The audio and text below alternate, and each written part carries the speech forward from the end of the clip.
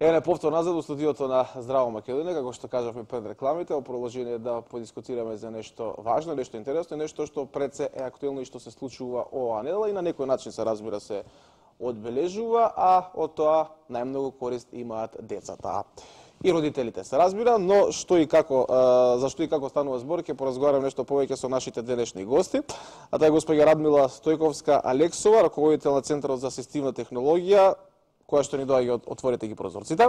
Добро утро. И Оливера Савеска, родител кој што ќе поразговара таа страна на сето нешто можеме да го посочиме.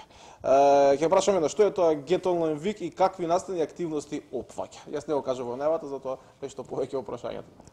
Благодарам, Роберт. Get Online Week всушност е европска кампања која што има за цел да ги потикне луѓето да ја користат технологијата и интернетот, се со цел да ги почувствуваат придобивките кои што ги нуди дигиталната технологија.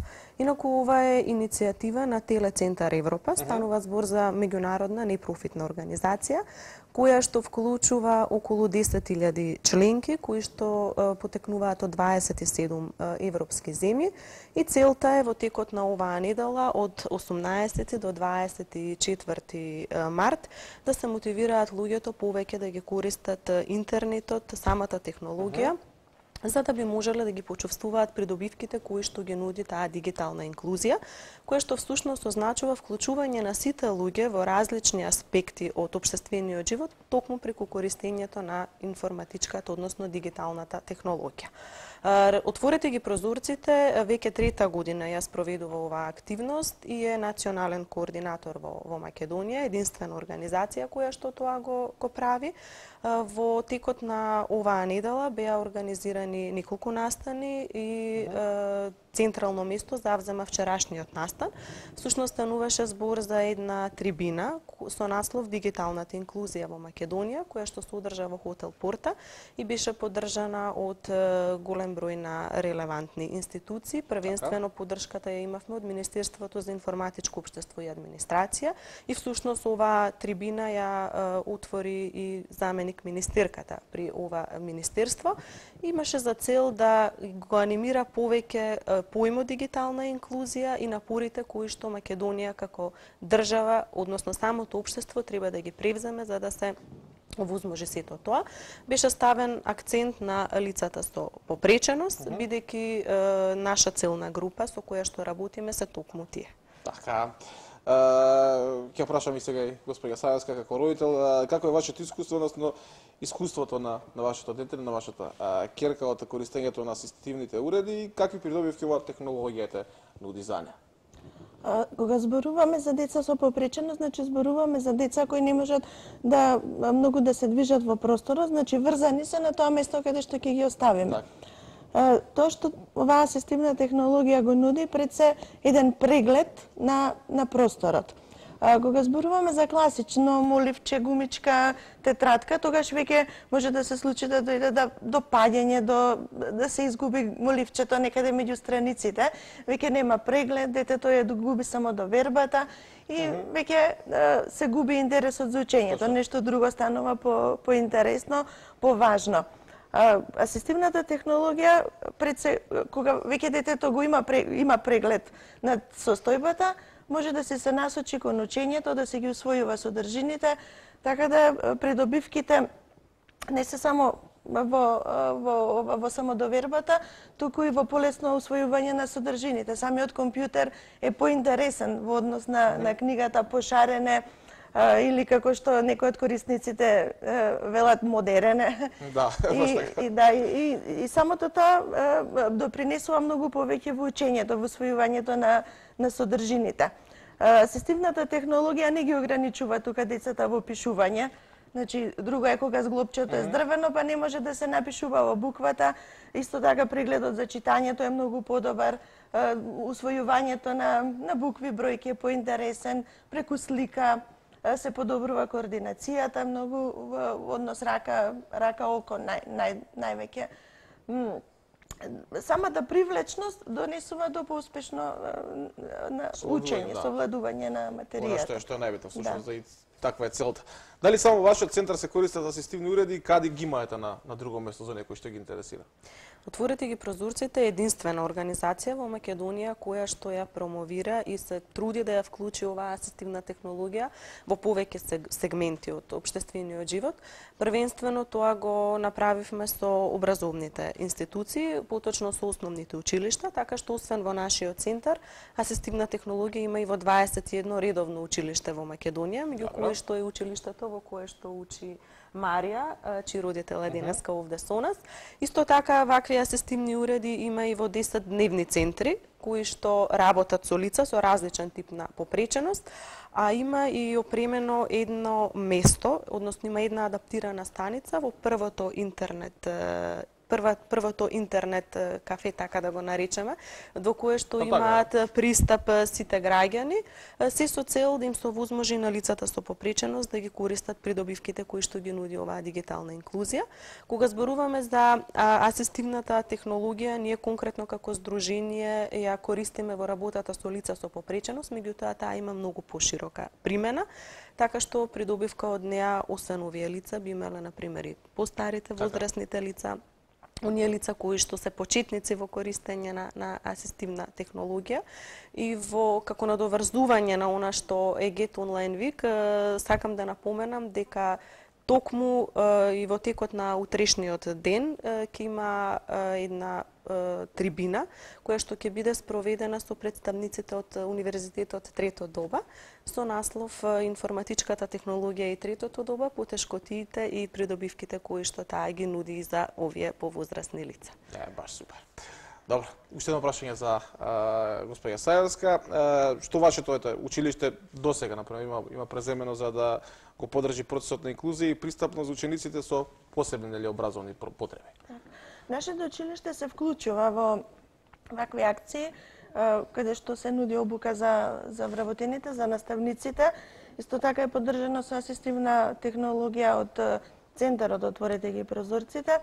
Исто нашето училиште, ние имаме среќа да сме во такво училиште, презема доста мерки да се подобри пристапноста. Основно што на едно училиште за да прими таков ученик со попреченост е пристапна рампа и тоалет, да се овозможи добар престој на ученикот во училиштето. Тоа нашето училиште е меѓу ретките што го нуди. Добро. Исто така атмосферата е доста добра во нашето училиште. Наставниците се доста расположени да прифатат деца со попреченост. И самите наставници бараат повеќе обуки да можат да им пружат поквалитетна настава и на овие ученици. Така. Што е нешто дополнително требате да се превземе да се обезбеди целоста, да кажеме, пристапност во образованието и во општеството воопшто? Во општеството воопшто треба, например, да има и учебници кои ќе бидат пристапни, за да можат учениците полека да се самостојуваат во освојување на знаењата, за да не бидат зависни од некој друг, за да имаат поголема прегледност, да можат самите да се учат, да не лутаат по страната, да бараат која содржина да ја прочитаат.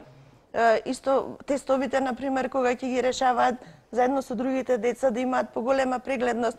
Тие што не можат рачно да пишуваат, дечиња да можат да си го искуцаат, па да дојде до израз нивното знаење, а не нивната ограниченост. Исто така да, например, едукативни содржини на интернет има, меѓутоа да има што повеќе на македонски јазик, да може децата да можат и да не се грижат родителите дали нешто друго гледат и така натаму или дали се сконцентрирани на што е поврзано со училиштето. Што нешто меѓу друго да го прави моментално Отвори ги прозорците, она што сака да го направи, се разбира планира да го среди тоа во периодот кој што дојде и да кажеме што го има како план во оваа 2013 година, на некој начин е поврзано со ваков тип на кампањи. Отворете ги прозорците, како што напоменав, е единствена организација која што работи на поле на промоција и воведување и користење на асистивна технологија. Во рамките на самата организација постојат два дела, еден е оној програмски дел во кој што се реализираат различни видови на проекти, се со цел да се потикне и да се промовира користењето на оваа асистивна технологија и од друга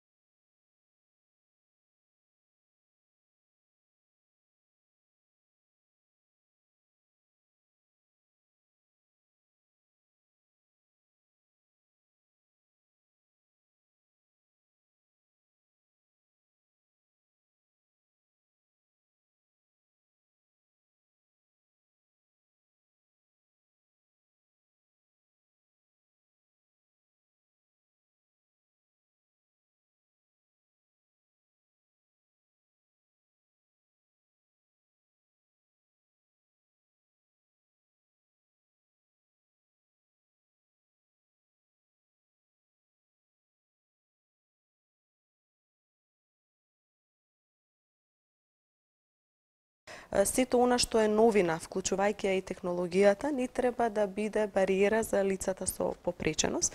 Ние всушност делуваме и во таа насока и ќе се потрудиме и во оваа и во наредната година и во наредните години кои што следуваат да обезбедиме колку што е можно повеќе пристап и повеќе содржини кои што ќе го олеснат користењето на технологијата и за оваа група на граѓани, односно лицата со попреченост. Добро, драго ми што сте денеска овде кај нас, бидејќи денеска и на некој начин светскиот ден на лицата со Даунов синдром, исто така нешто што како недела се одбележуваше. Имав можност и да поразговараме за тоа со нашата гостинка која што беше во текот на оваа недела кај нас, така дете се на едно место успеавме некако да собереме и тука некаде се разбира да финишираме и на некој начин да дадеме повеќе внимание и за едните и за другите, па нешто слично како тема ќе имаме можност да дискутираме, се разбира, во продолжение со нашите гледачи. И благодарам што бевте гости во Здраво Македонија. Мило ми е што се видовме и што поразговаравме токму за она што се нарекува Get Online Week и какви настани и активности оваѓа. Поздрав па! Се гледаме како следна прилика. Јас би сакала само уште нешто за крајот да додадам. Значи, сите граѓани кои што сакаат да ја поддржат оваа кампања, тоа може да го направат преку нашата веб страна на www.openthewindows.org, на која што е поставен еден бројач, кој што бројач ги регистрира сите граѓани кои што дале придонес кон кампањата. Јас ги повикувам вашите гледачи и сите граѓани да го направат тоа, затоа што на тој начин ќе покажеме колку ние како држава се вклучуваме кон оваа дигитална инклузија.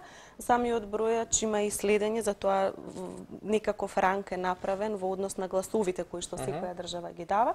Мене ми е многу драго и сакам да споделам дека во текот на вчерашниот ден бевме на 7-мо место, односно сме меѓу првите 10 држави кои што имаат најголем број на корисници кои што во текот на оваа недела го пополниле бројачот и се надевам дека ќе се држиме во тој ранг.